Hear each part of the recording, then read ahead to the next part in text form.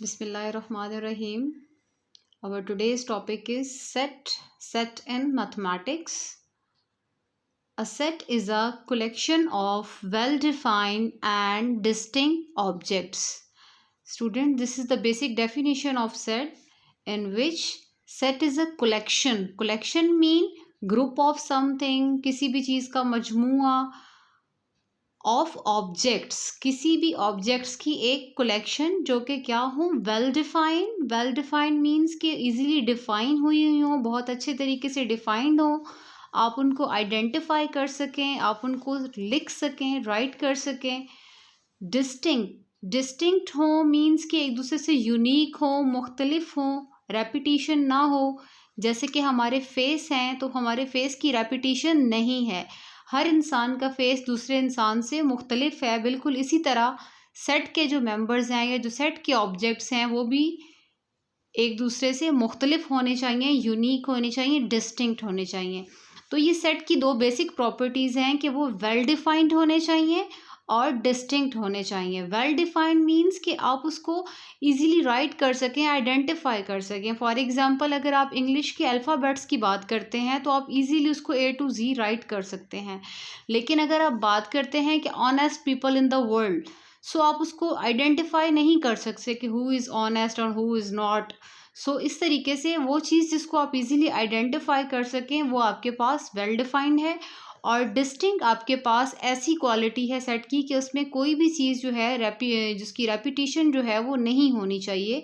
सारे एलिमेंट्स हमारे फेस की तरह एक दूसरे से यूनिक होने चाहिए। फॉर एग्जांपल हमारे पास यहाँ पर वॉवल्स हैं, A, E, I, O, U। हम इन्हें इजीली डिफाइन कर सकते हैं कि these are a group of vowels. अब हम ये देखते हैं कि ये हमारे पास एक वॉवल्स का ग्रुप है जो हमें पहले से पता है। अब हमने इसको ये देखना है कि मैथ्स की फॉर्म में या मैथ्स में हम इसको सेट की फॉर्म में कैसे राइट करते हैं। तो उसमें हमारे पास आ जाता है स्ट्रक्चर मीन्स कि वो पूरा एक साख्त जिस तरीके से किसी भी एक सेट को लिखा जाता है।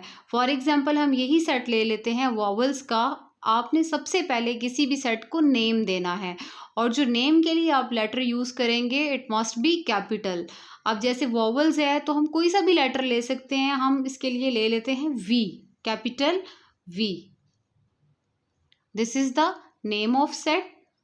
उसके बाद उसका जो मेन स्ट्रक्चर है वो आता है, इट स्टार्ट और एंड्स ऑन कर्ली ब्रेस या कर्ली ब्रैकेट।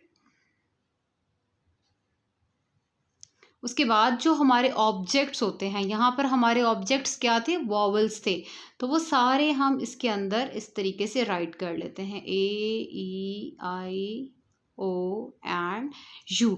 और ये जो वॉवल्स हैं या ये जो ऑब्जेक्ट्स हैं हम इनको सेपरेट करते हैं with the help of comma. Comma का मतलब क्या है कि अब आपके पास नेक्स्ट एलिमेंट जो है वो स्टार्ट हो रहा है। जितने भी ऑब्जेक्ट्स आपके पास किसी सेट के अंदर मौजूद होते हैं, जैसा कि ये यहाँ पर ये सारे एलिमेंट्स हैं, इनके आपके पास एक तो हम इसको नाम देते हैं एलिमेंट्स का,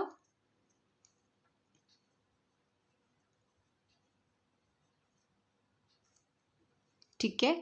हम इसको ऑब्जेक्ट्स भी बोलते हैं, objects of a set, elements of a set, और हम इसको मेंबर्स भी कहते हैं, members of a set.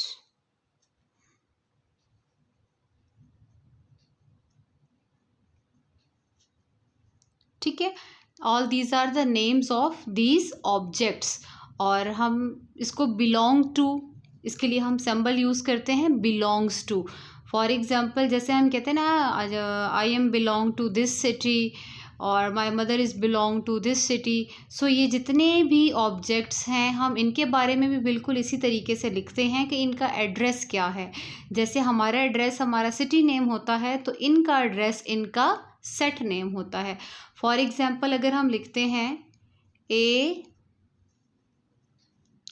Belongs to capital V, capital V is the name of set. जिस सेट का ये मेंबर है या जिस शहर में ये रहता है उसका नाम क्या है, V।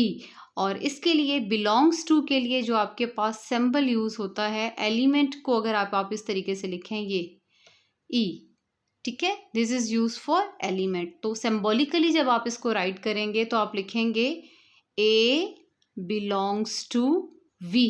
इसका मतलब क्या है कि ए जो है वो वॉवल्स के सेट का मेंबर है।